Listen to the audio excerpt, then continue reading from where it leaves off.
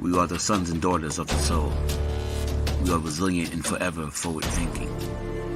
We ask for nothing else than the opportunity to live and to create the lives that we were meant to live. We want nothing but an equal chance at options and possibilities. The same possibilities and options to live out our potential as our fellow man. We want to be heard, understood, and expressive in our reality. We are the future. We are the creative. We are here.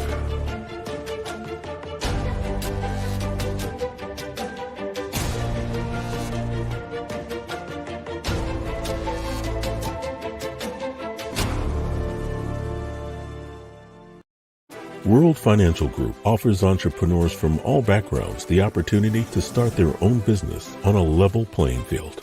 Dr. Yana Woodhouse, receiving the WCM Wall Street Pioneer Award by the United Black Wall Street of America, Inc., is one of those entrepreneurs. I see WFG and TFA as a place where African Americans with an entrepreneurial mindset can flourish. And the bonus, we help families and serve the communities across the country. To learn more about us, go to worldfinancialgroup.com.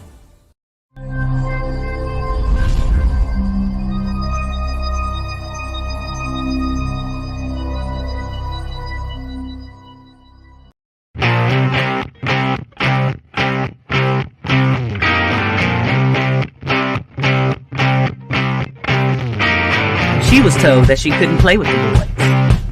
She was told that they were too big, too rough, too strong. She was told to give up her dreams and move on. She was told to just be pretty, be quiet, be a lady. She was told that women had to stay on their side of the court, stay in your lane. Playing and competing with men was insane. She was told that men and women would never be equal.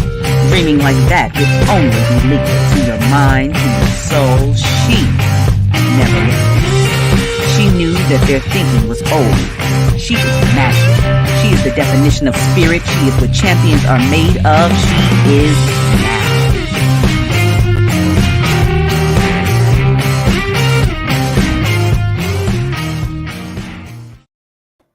Well, welcome for another day of Access Wealth Nation with Dr. Yana B. Woodhouse, broadcast through Soul City Network and WHCR 90.3 FM, the voice of Harlem. And so I welcome you today. This is an exciting time. I know some of you have been looking for your child tax stimulus checks. Which I'm sure some of you've gotten a real good surprise, because I told y'all what was happening, that they were going to be sending it to you monthly. So starting this month is those of you who have children under the age of 6, you should get a check for $300 per child. And those of you who are receiving, have children over the age of 7 to 17, you should be receiving a check for $250 per child. Again, I'm going to emphasize and beg, plead that you take at least $100 per month and put it away for the child, for their future. I know some of it will supplement their school, education, clothing, and things like that, but this is some money that can change a child's future. And probably next week, I'll even go over the numbers of what it really means to put this money away for children for their future. You still would have another $250 or $200, another $150 or $200 to be able to do things with, and that's monthly. So, tax-free money, come on. We need to build legacies for our children. We have to do something. And so what better? Government gave you some money, you took it, you put it in, and let it grow through the years. No touchy.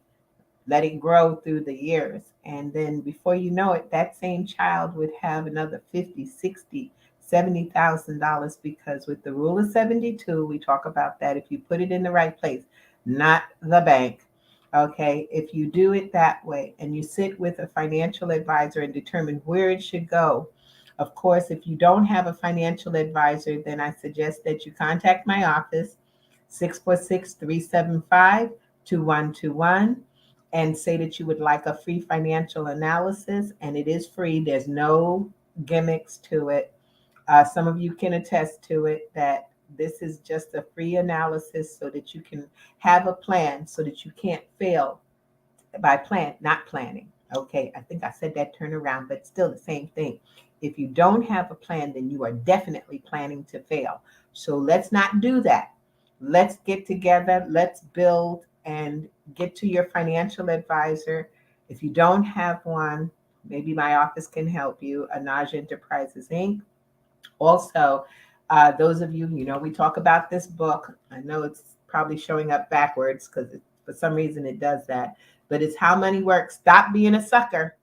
And by doing so, this is by two of my partners, Tom Matthews and Steve Seabolt. It's a wonderful book, easy to read. All you have to do is send us an email at anajaenterprisesinc@gmail.com and say that you heard the advertisement on Access Wealth Nation, and we will send you a book with a little bit more literature to go with it to help you enhance your financial journey, getting your checkup from the neck up, learning more about what you need to do to get your financial house in order. And don't worry about being embarrassed about things.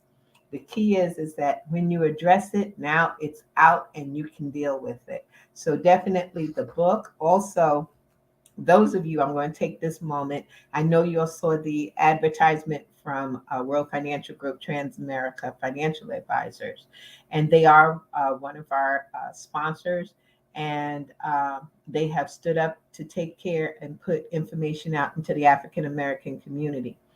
In doing so, I personally am looking for some people to mentor. Those of you who may have an inkling, not sure about what the financial service industry is about, and of course that is by not happenstance that you don't know about it, is because this has not been an industry that has been open to our community, and especially in educating our community.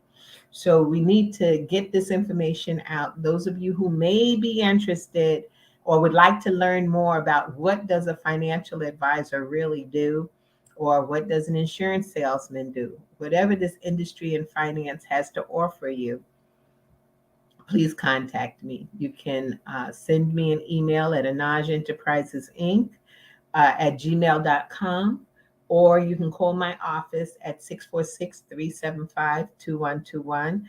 I am looking really for 12 individuals to mentor. I know many people say that they want to do something different. We are in the age of entrepreneurship. It is truly a time. Many people have found out that working at home, it feels good. Okay. And also you pay less on the babysitters or the child care because you home. And if you work things right, you can stay at home.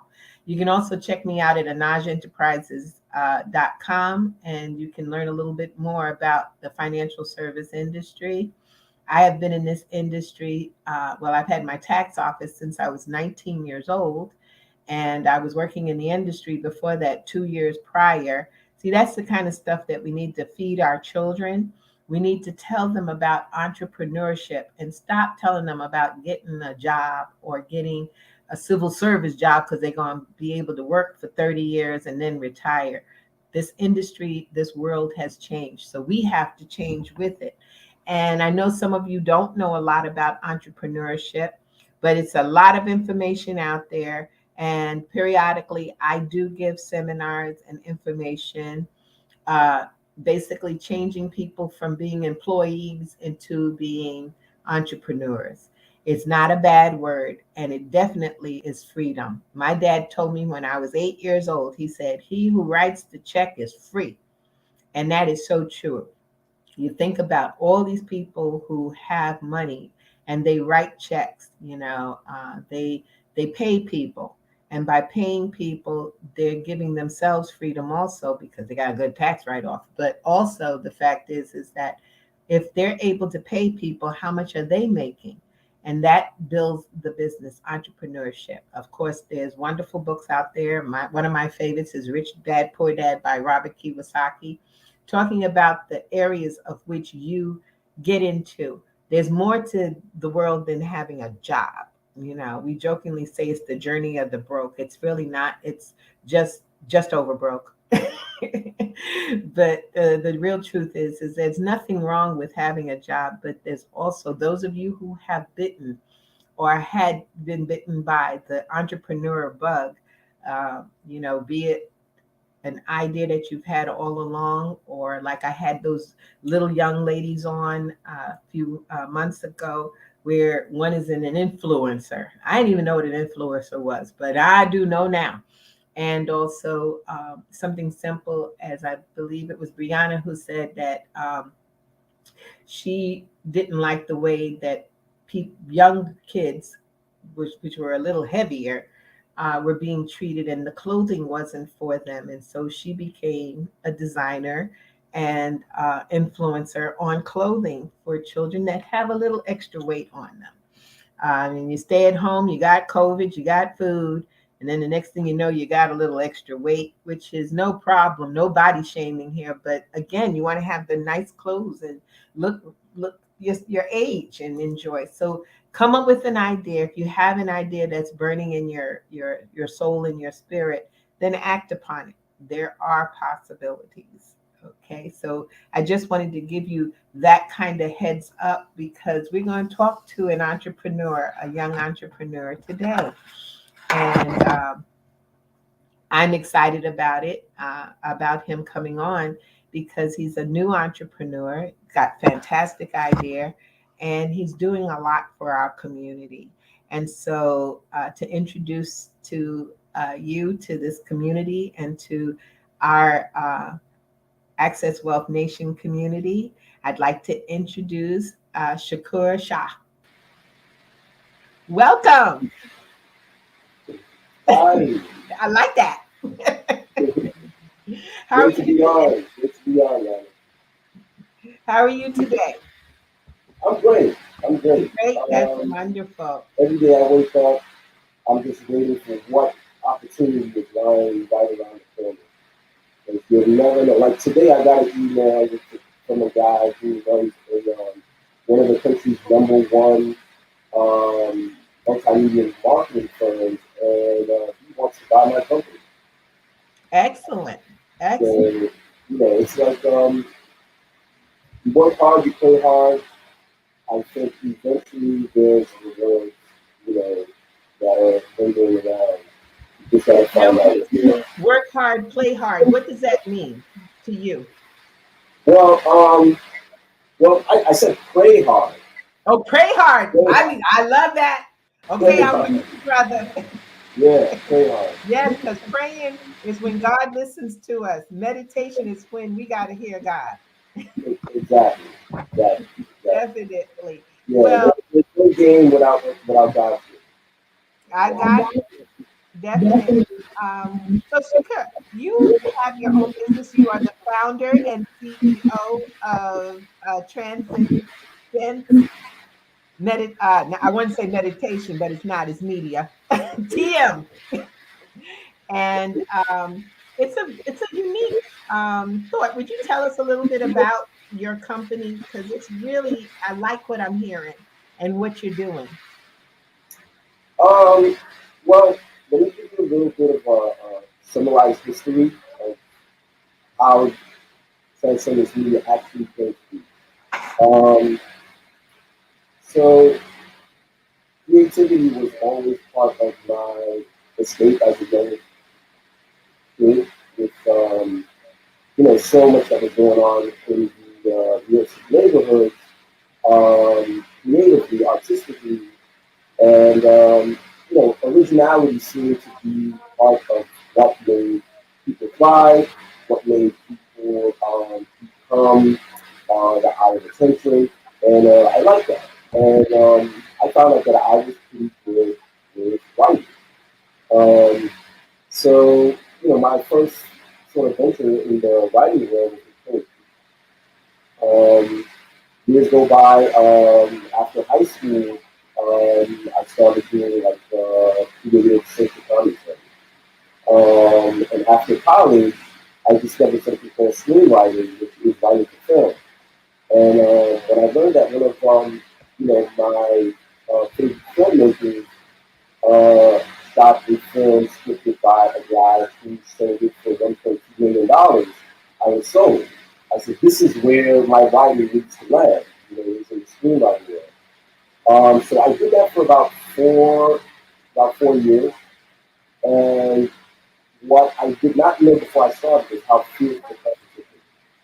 And in order for any of your work to be produced, you just simply need connection, which I did not have on the East Coast. Most of the industry people who do like projects were California, Hollywood, and the studios over there. So what I decided to do is I said, hey, if I can't find someone to produce my projects, I will do it myself. And so really that's how Transcendent Beauty was born, out of, having been confronted with closed doors, you find a way to go to use it back here. And, starting my own production company was what seemed to be an answer for that program. And so, and even that had its challenges, right? So what I found was that it's not easy to just produce a film project or even a short doc without a lot of money, a lot of people investing so that you can get the staffing you need, get the directors, get the cinematographers on board. So I said, until I can build up enough money, what I'll do is I will shoot videography for events. And I ended up doing that for quite a while. So my partner and I, we've been shooting events for corporate stuff, for artists, for concerts, some red carpet. And, it was around 2014, 2015, I asked myself, hey, where is media going to be in the next 5 to 10 years? And everything I was looking at and researching was saying 3D. It was AR, it was VR, it was XR. So it was all of this like augmented, digitally virtualized presentation of real life worlds or simulated environments of real life destinations. So I researched a little bit more and I found that there were some companies that were virtualizing spaces into 3D virtual walkthroughs. So the audience might be wondering, what the hell are you talking about? I'm pretty sure if you have ever been on Google Maps and you look at what they call a street view, so that's where you actually go into the actual street of the location that you're exploring, and you can get a 360 dimensional view. Right, you can see the building. Right, you can see the building, you can see down the street, you can turn around and go the other direction. So, but what we were offering, along with Mataco, which is the parent company of the software that we licensed from, is Google Street View on steroids. So instead of just getting like a walk down the street, now you're able to walk inside of an establishment, walk inside of a building, walk inside of a house, walk inside of a venue, a restaurant. And while you're walking through the space, what this platform allows you to do is to tag different locations in the space with a pop-up that when the viewer clicks on it, they get a multimedia pop-up. So it can be video, it can be photos of what it is that they're trying to show you, it could be a menu, it could be a form that you fill out. So there's a lot of interactivity with the space, not simply just navigating it and just looking around to see what's there. The viewer is also able to get, a lot much more information And if I dare say, more than you would if you were actually there. Got it. Some of the tools that are provided to you, you can't get as if you were in the actual location physically. So there's measurement tools, there's tools for you to look at the entire structure as a whole, you can spin it around, and because it's three-dimensional, um, you get an exact feel for spatial dimension. So we've been doing that for about 4.5 to 5 years. Once we onboarded all of the gear that we needed, the software, setting up the system, doing a little marketing. So we've been doing that ever since. So who is your market outside? I see you got a broad range. So you have like I know businesses can use you, especially I would say I guess real estate people. Uh, that's one group. Um, I know that as far for 3D, that gives them more excitement because you're feeling like you're involved in it, you know. And with today's world, nobody wants to go anywhere anyway, because they're afraid. So this gives another element. Um, and so, where do you plan on taking this? How far are you planning? What's your dreams? What do you see? You know, when Steve Jobs, put up that and said this is the new technology for the world. So what you as an entrepreneur and again the CEO of TM, what's your vision? So I'm glad you asked that because, um, in fact, I've been waiting for someone to ask me, that. Hey, what's your vision in the next couple of years? So to answer that, the past, I would say, 3 to 4 months, we've been developing a platform to feature 3D showcases. Because as it currently stands, um, when when someone commissions us to do a 3D virtualization of their property, their venue, or their space, it's pretty much a one-off presentation that they'll either put on their website or they'll send the share link to their network, and that's how others are able to know that there's a 3D walkthrough of this space and make a visit. But there has yet to be a Airbnb of 3D showcase. Mm, And so that's what we're looking to do. We're looking to build a platform called Showcases3D.com, yes. where people can come to the page, type in a vacation property, look search for a vacation property in a particular area that they're interested in visiting, and see what pops up. So instead of looking at properties through flat photos which is what you get when you go on Airbnb and some of these other vacation sites, you'll get the actual 3D walkthrough of the space. Mm. And not only that, you can also uh, have the opportunity or option to have a live chat with the property host or the agent. Oh, okay. So while you're doing your walkthrough of the space, you also have the agent there to kind of guide you to what it is that you're looking at. To Now you give said you, interactive. Is it interactive that you can talk to somebody? yes, it's interactive, it's live. So either the agent will walk you through the space, or you yourself will walk through the space, and the agent is there to answer the question. That's awesome. I can see that being, again, we're moving more into the tech world of pushing a button.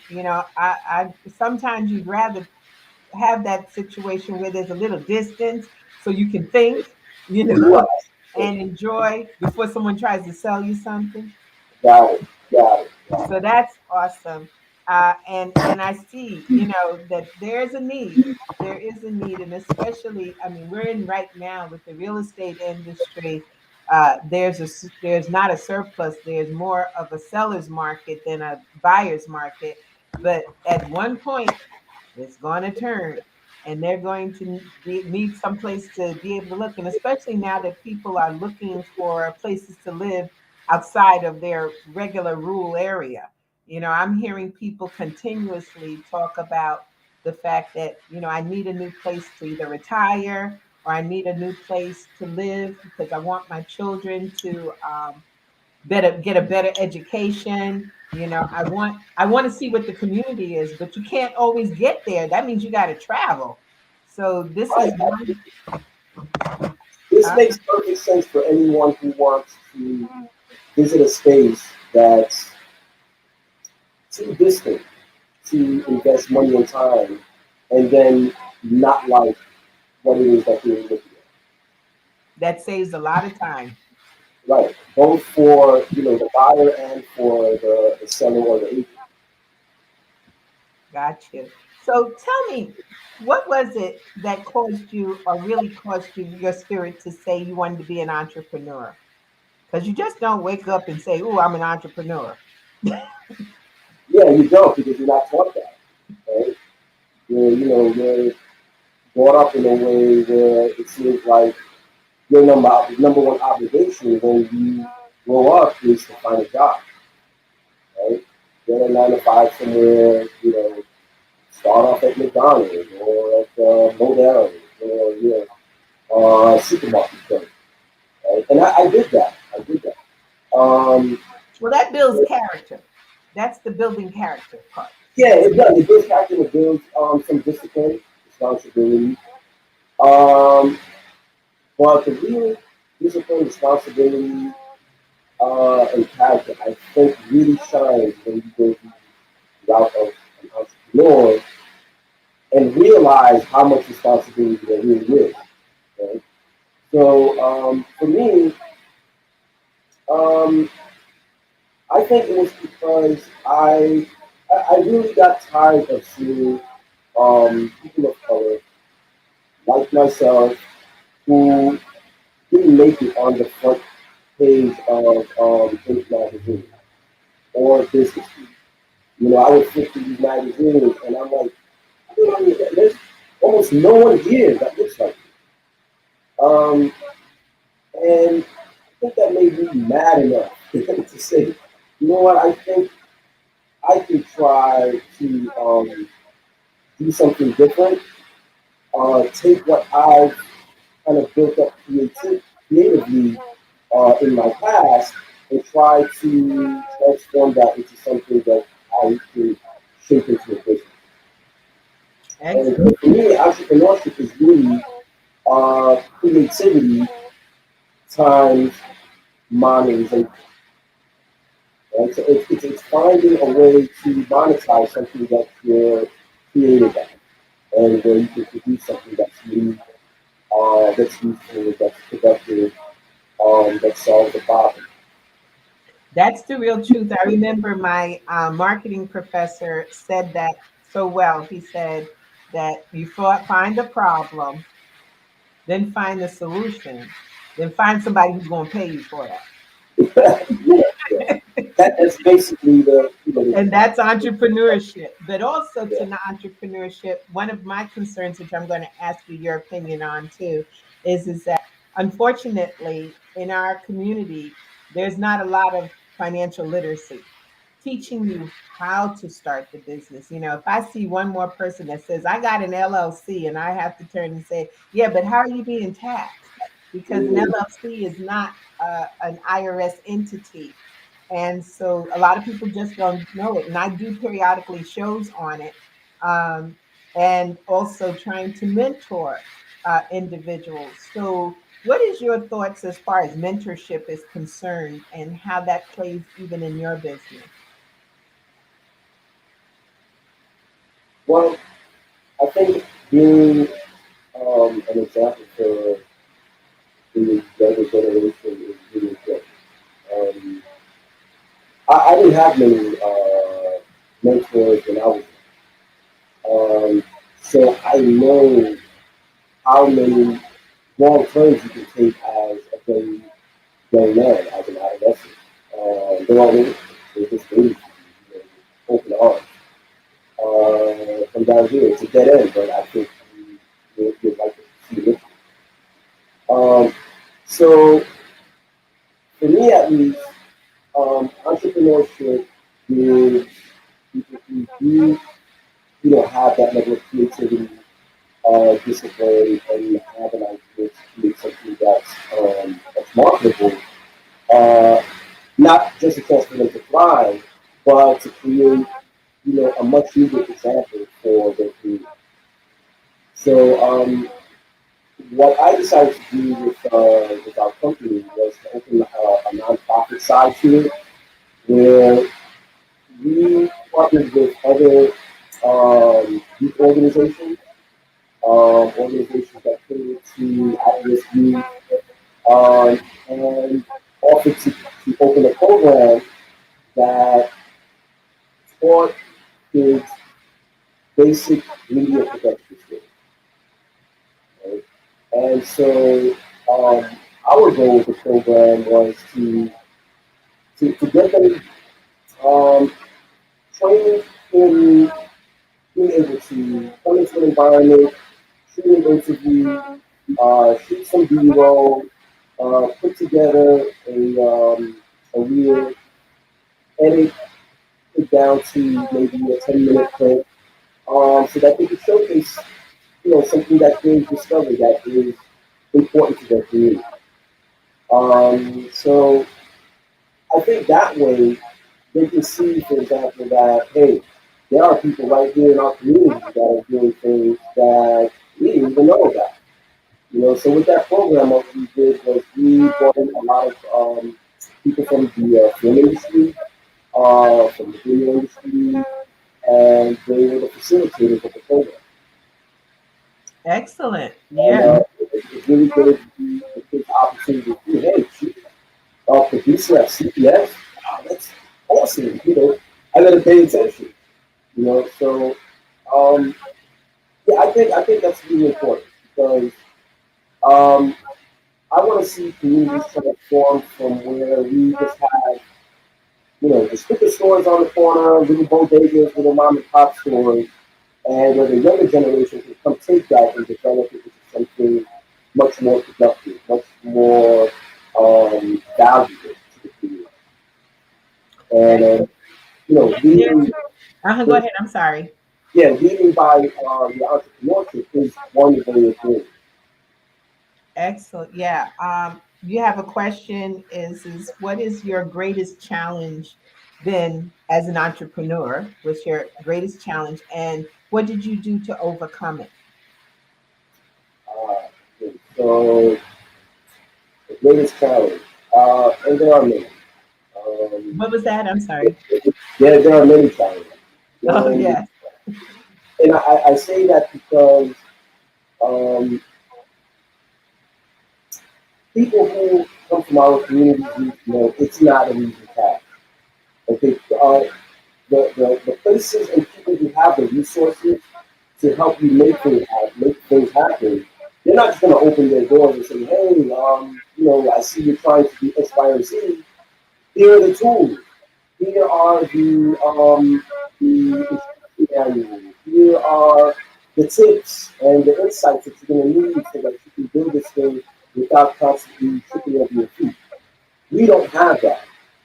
So, but there is one piece of advice that I'm going to take from a mentor that I really enjoy listening to, and he basically said that people who do not have resources at their feet fail fast. So when you do come against a stumbling block, you have to rapidly pick yourself back up and look at what alternative can be available. Sometimes you may need to pivot to something that will give you the leverage that you need to keep things going. So for me, I think probably the longest lasting challenge for me was finding the niche that really was available for me and the resources and tools that I have to come in and shape into something that I can grow and scale. So it's finding what is it that you can put on the market that's different, that's marketable, that has market fit, that can really get people's attention to the point where they say, "Hey, I'm willing to swipe my credit card." Uh, it's not easy because, for one, it's a lot of research. It's a lot of trial and error. You're not just going to come to the market with a product and then say, well, people are going to love this because my buddies in my school like it. My mom and my sister all say they love it, right? They probably do. Some of them will probably say that because they just love you. They don't tell you that anyway. Yes. But yeah, so finding product market fit, whether it's a service, a new platform, whether it's in fashion, tech, or labor services, finding market fit is not easy. It probably will be the most challenging piece of understanding what it is that you're discovering about yourself and what it is that you want to build. So don't give up. It could take time. It could take years. So it took me a while to get to where I'm at now because 5, 10 years ago, nobody would have been able to say to me and say, "Hey, you're going to be doing 3D visualization for spaces," and then end up building a platform where people can share these 3D showcases for the world to see. Well, definitely, and I know the challenge of being an entrepreneur. I've been more an entrepreneur than I have been a worker bee, and it's no joke. But like you said, you wake up, you meet the challenge, and the beauty in it is that when we work for other people and there's a problem, you take the problem to the person who owns the business and says it doesn't work. When you are the person who owns the business, Oh yeah, you got to come up with a solution. And it's right. all solution driven. Yes. So I truly understand. You have another question is how do you find and develop your market and clients? How do you find and develop the marketing plan? Well, a lot of it, like I said, I think is trial and error. Especially if you're bootstrapping your startup or your small business. You have to go out and talk to customers, to potential customers. You have to put your thing out there. Now, I know a lot of people, they may think like, wow, I have a really unique idea. It's a superb idea, and I don't want anybody to steal it. So, I'm going to keep it to myself. And somehow, by some osmosis, that secret is supposed to land on an investor's lap, and he says, wow, let's fund this. Let's put $1 million into it. Doesn't work that way. Don't be afraid to go out and tell everyone about your idea. Mm-hmm. Because for one, it will let people know, hey, you're the one who has this idea on the table and that you're working hard to develop it. Right? Most people will respect that. And second, you don't know what connection will come your way when you do speak about what you want to do. Mm-hmm. Okay? So it may not be the person you spoke to directly. It may not be the person that person spoke to directly with someone else, but it may be, that third vertical that says, wait a minute, that sounds really interesting. Can you connect me with that guy and that girl and see if you can discuss some collaboration or how we can probably work something out? That's how that really works. Most of the opportunities I've had came from people I didn't expect. A phone call, an email. I didn't know the guy, but he said, hey, I heard from someone else who knows you that this is what you're working on, and I'm interested. Right? So that's kind of like how you build clientele. To me, still word of mouth is still the best marketing method, even in this day of social media. Mm-hmm. So initially, that's what you want to get. right? So you want to get that word of mouth thing down to a T. It's And like your elevator pitch. right, exactly. And talk to as many people as you can. Eventually, as you build more clients and you make a little bit more revenue, now you can invest in social media marketing.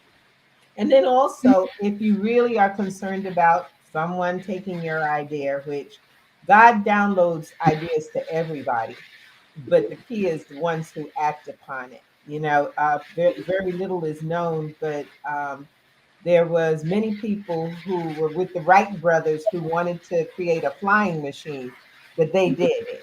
Okay, and so the same thing. You can always put together a non-disclosure agreement with someone and say, "I'm telling you this, but you're not allowed to tell anybody else, or you're not allowed to utilize it." You can put some documents together to make it easier. Another question is, what are ways you find to finance your new business or ideas? Where do you find your money? Um, well, I wouldn't put playing lotto as the number one way for building capital for your startup or small business. It's hard to get cash, just to get your project off the ground. Um, so rather than asking the question, where do you find money? The question I think you should ask initially is, how can I make this happen without spending money? Or there are vehicles you could use. Now there's like Foundation Library, which is now called Candid. That's a funding. It's foundations. You Right. can go there. Sometimes I know we don't always have Aunt Flo like Hershey did. Milton Hershey had his Aunt Flo who said, "Okay, whatever candy you're gonna make, let's try to fund it." And she gave him the money. We don't have Right. like Barry Gordy's family who gave him $800. But ever so often, you have some people who are angels who want to help, want to do something, or got money hanging around and ain't doing anything with it. And in Right. today's world, the interest rates are so low in savings. There are places, but it is difficult. Yeah. One thing that you can do is if you have a decent credit, or if not, you need to talk and listen to Tyrone Glover, who's on Tuesdays at 2 o'clock, at 6 o'clock Tuesdays. He talks about leverage your credit. But if you have good credit, you can take out some type of personal loan. The key is to have a good business plan put together of what you want to do. Another thing is that if you don't have good credit, then maybe you want to work on that a little bit while you're working on your business. Yeah. Yeah. Okay, in your current business structure, what was the deciding factor as to which legal entity you decided to use? So basically, this person is asking, this is Soul City Digital, so it's someone asked outside, um, how did you determine your business structure? So this was 2015, I believe. We incorporated as an LLC. And I think the main reason for that was because it was the best place to start.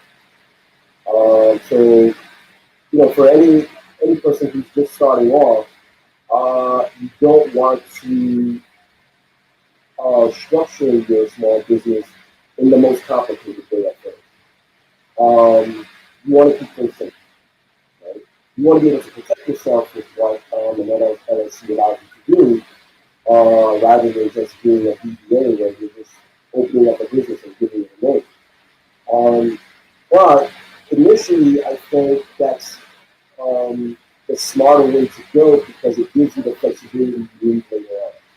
So as your business grows and you finally see what it actually is, now you're in a better position to say, okay, this is what type of corporate structure we're going for this type of business. Well, one thing I will add to that is that because a lot of people open up LLCs, but they don't know they have to come up with the tax entity. If you one member LLC, you're a sole proprietorship, so Right.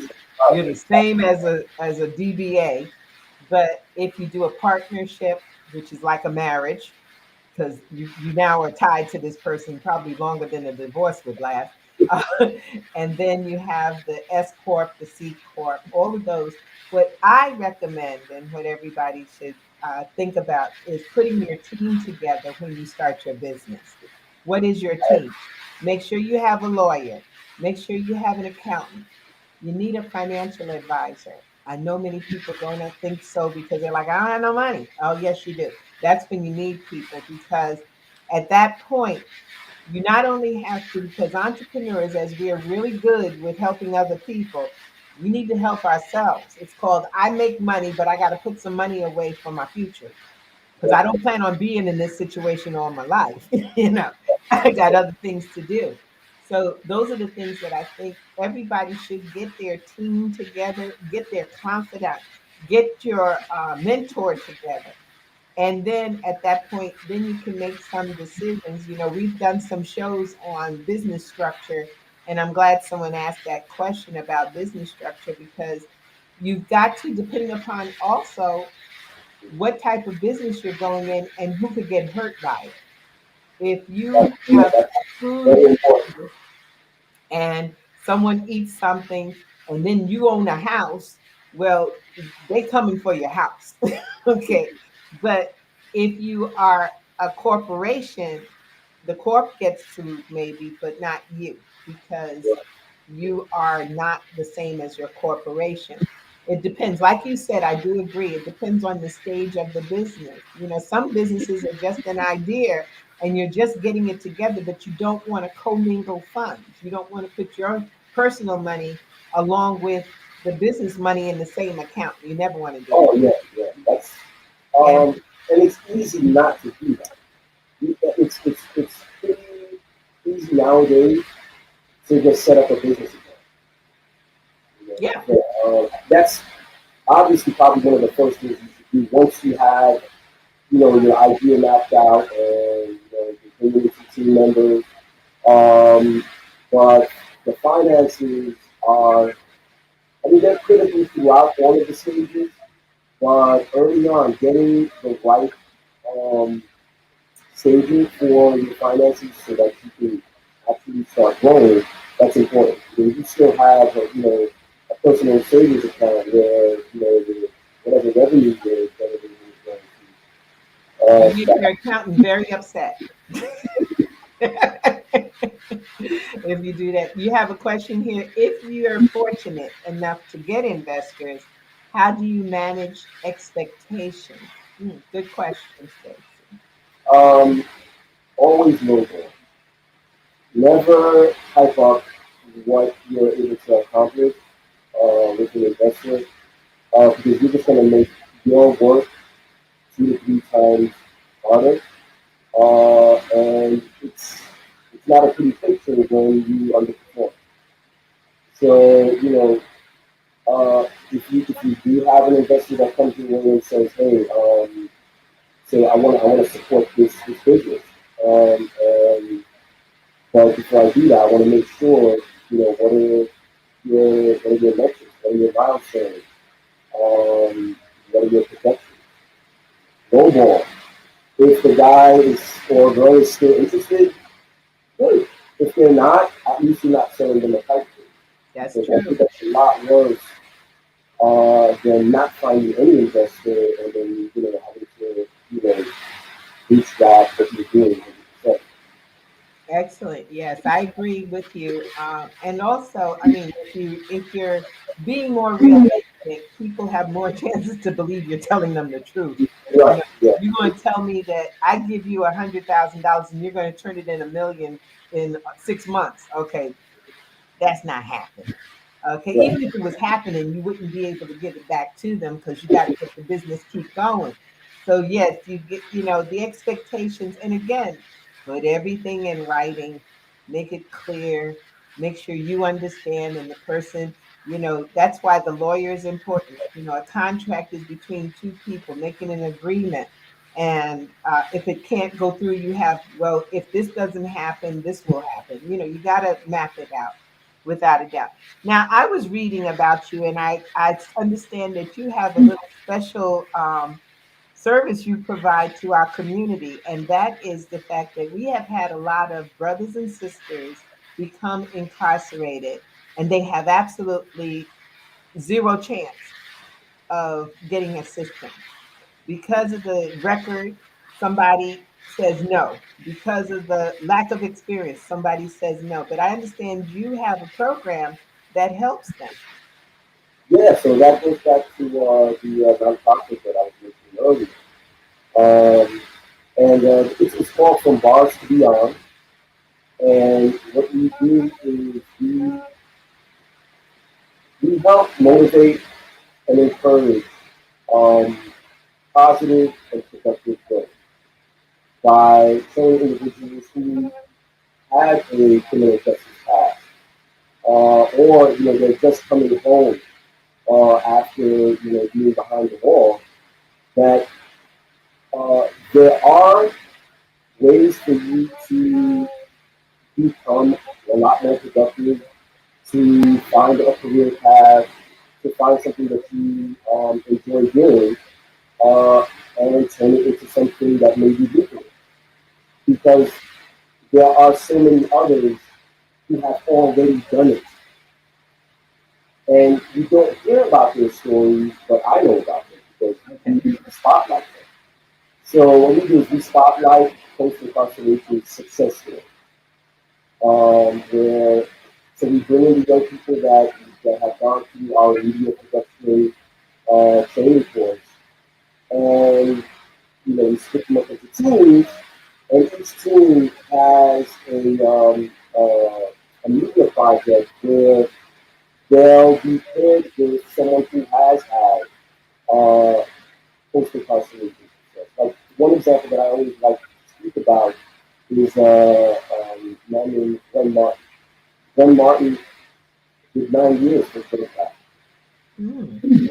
And he, during his time, he decided that he wanted to educate himself about why I ended up here and how I can reverse that for myself and my community. And so when he came home, he started an organization called Just Leadership USA. Mm-hmm. And in less than 10 years, it became a $1 million plus organization. They had chapters all over the country, and they were training people to become agents of change. And so here's a guy who, if you see him in an interview, you think, oh, guy, sharp, business seat, tie. He That's worked right. 10 years ago. You see what I'm saying?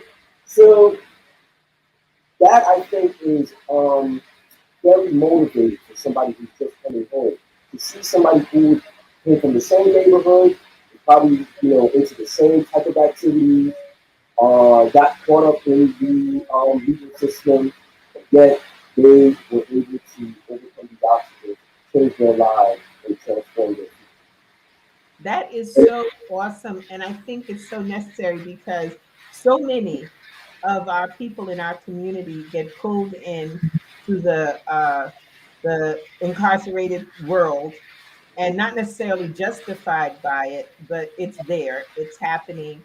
And then, you can't, they got things where you don't vote, where you can't, get a driver's license. They got all these little things, but I know future. there are programs out here that help them because if not, if we don't help them, they're going to go back. They're going to go back because there's no place for them to get any help. So there are places, and definitely as a way, did you put into the system here so that they know how to contact you? Because Oh, yeah, I could what do you're that. doing is awesome on all levels. I truly love this 3D idea. I'm at the stage now. We have one of our associates is a major collector of he calls it Black Americana. I call it Black memorabilia only because I see a lot of stuff that I used to see, but he collects. And I've always envisioned him being able to talk and do a video, but I wanted him to be like a hologram. I wanted him to show up and tell the story because he tells it so well. So what you're doing as far as the 3D world, that's how we think now. This is how we see. So, definitely, let the people know. Are you putting it into the chat area so that the producer? Yeah, that's it. Huh? Oh, yeah. Okay. There we go.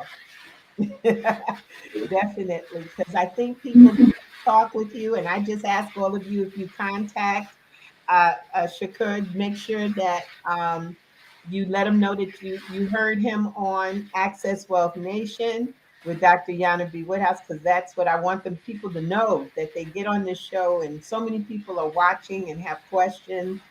And just reach out to the brother, tell him that you do what he's doing is fantastic, because the entrepreneurship is so necessary because of so much. We went to Tulsa, to Greenwood, Archer, and Pine in May, and that was the acknowledgement of the 100th anniversary of Black Wall Street, the massacre that took place. And the beauty in it is that back in the 20s, this is 1921, before the massacre occurred, there was, for every dollar spent in the community, it took 3 to 5 years for that money to leave the community. It circulated. They bought amongst each other. Sometimes it's almost to the extent you say, oh God, could they bring segregation back so we could come together for a moment and start working with each other again. I have no problems telling folks, buy black. You should be able to, if you don't like the service, go back and tell them that you didn't like the service so that they can straighten it out, because we need to know how to serve each other. It's not boycotting other businesses. It's not boycotting, as my dear friend Sean Rochester, who wrote the book, The Black Tax. Stop boycotting black businesses. Make sure you use us. You need someone to do video and 3D. You love the idea of 3D video. You need to call the brother. Okay. We need to utilize each other's services, because right now in our community, if we're lucky, a dollar will last once we spend it. It may last a day in our community. It's usually like 4 hours. Wow. So back then it was 3 years to 5 years, and we down to less than a day. So we got to change. And the African American community has a huge buying power. Oh, definitely. I mean, and I think you can tell just by looking at a lot of these commercials, either artists, because they know that African Americans are spending money. Oh, definitely. $1.6 billion in a year. So where did it go? Did it come to us? Or did it go to somebody else's community? We've got all these stores. I remember growing up in the Bronx, over near the South Bronx, and every store was owned by somebody of color. It was owned by, remember the candy shop. We had the candy shop was owned. We go after school. I remember the laundromat. That was owned by a Black woman. And, I remember all of this. Now, nobody in my community, and I'm up there begging for services. Matter of fact, those of you, I'll take this one moment to say it. I'm still out there. We're looking for, I think we found one, a nail salon that was Black owned that wasn't going to take us to the cleaners. But just in case y'all got any nail salons that are out there Black owned, let us know about it, because we need to take what we spend a lot of money, anywhere from $40 to $80 every 2 weeks. We could change somebody's life, and I see that you are doing the same thing. And what is your belief in being able to make a difference in this world? Where are you going to be when we turn 20, 30 years from now? And we see Shakur Cha, right? Yes. Oh, okay. Yeah, Cha. I'm sorry for that because if someone mess up my name, I hit them. But what do you see written in the books about you? Well, what I would like to see is that somewhere in the first paragraph it outlines the three I's that I believe in, and that's integrity, innovation, and impact. I like that. And for me, these were the three things that really guided my not just what I want to do in terms of an entrepreneurial endeavor, but the ways that I go about doing it. So that's very important to me. And if there's anything that would be, within 5-10 years from now, I hope it would be that. Excellent. I truly am. I have enjoyed you so much. I hate to see the time. I just looked up and our time is up. Oh my goodness. I want to have you back. We're going to be doing some economic summits and we're going to be talking about, because we're about empowering our community. You got the information out there. Please contact Shakur. Let him know that you are there to support through ideas, through connections. You may know something that, someone he can serve. We've got to, and he's left his telephone number and his email. And so, Shakur, thank you so much for being on Access Wealth Nation. I'll keep an eye out for you. I've got your info, and also I'll make sure you get the How Money Works book. Stop being a sucker. Oh, thank you so much for having me. Definitely, and I'll have you back for sure. Take care and be blessed. And thank you all for listening to Access Wealth Nation. See you again next week, same time, 6 o'clock on Thursdays at Access Wealth Nation on the Soul City Network and WHCR 90.3 FM. Good night, and be at peace and be safe.